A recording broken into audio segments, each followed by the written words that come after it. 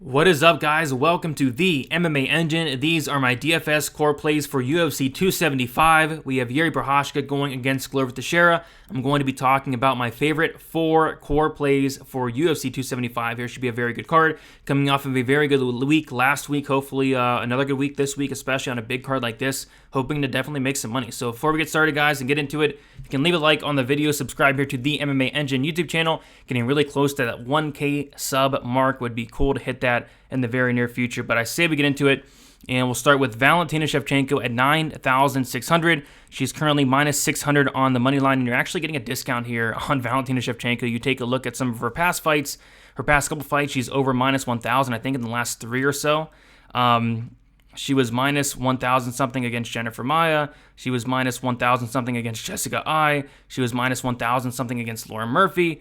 I think she was only like minus 600 something against Jessica Andrade, but still getting somewhat of a discount here on Valentina Shevchenko. She does average 96.1 DraftKings points per fight, and she's actually averaging 112.9 DraftKings points per win. You gotta love that.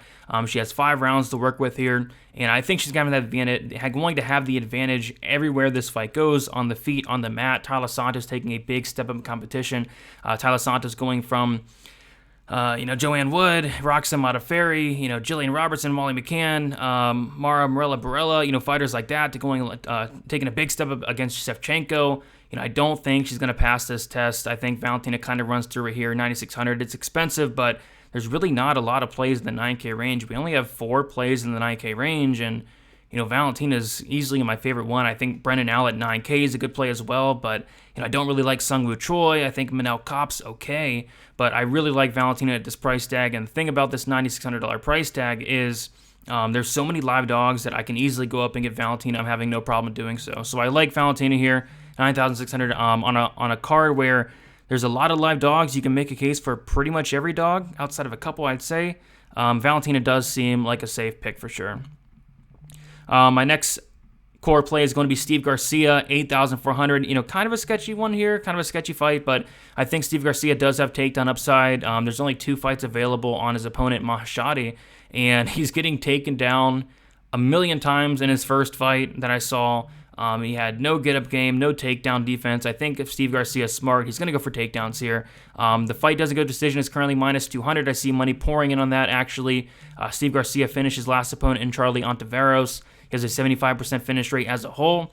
I just think he's the much better fighter overall. I think on the mat, it's going to be him all day. I think even on the feet, he can have success as well. I like how he mixes it up with his elbows, his knees. He comes forward. He's dangerous. I think he should run right through Maheshati. The one concern would be the chin. He did get dropped 3 times against Charlie Ontiveros. And if he does go out there and stand and bang with Maheshati, it could be a problem. But I just think somebody's getting finished here. I think this is a good fight to target overall. And I feel like if Steve Garcia comes in here with a good game plan, I feel like he should absolutely run through Maheshati and probably do it in the very first round. Next, we have Brendan Allen, 9,000. I like Allen quite a bit. One of my favorite plays on the entire slate, if not my favorite play overall. He's a BJJ black belt. I think people forget that because he kind of, fell in love with his striking as of late, which is a good thing and a bad thing. I'm glad to see Brendan Allen's going out there and improving his striking, because that was something that he did need to improve.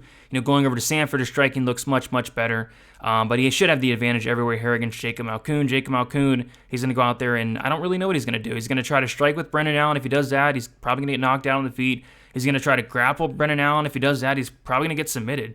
I think Brendan Allen has a good chance to finish Malkoun anywhere the fight goes, whether it's on the feet, on the mat. If Malkoun does take down Brendan Allen, I think Allen can reverse, sweep, get on top, and finish him himself. So, yeah, I like Allen. He's minus 300 on the money line. He is the second biggest favorite on the card. Malkoun has been finished in his only loss, and I think Allen has a really good chance of finishing him once again. So I think the winner scores very well here. Brendan Allen, that finish upside, obviously. I don't want to completely rule out Jacob Malkoun, because he's surprised some people in his last 2 fights, and he's put up some big scores doing so. And if Jacob Malkoun does win, it's going to be Malkoun going for takedowns and getting them 15 minutes consistently, and that's going to put up a big score.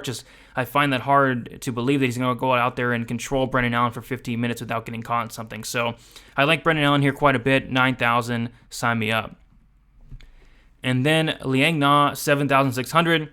We have a strawweight fight here, and we have the fight doesn't go to decision at minus 260. You'll never, ever see anything like that. But this is a Liang Na fight, and she's a fighter that she's like 27, 28.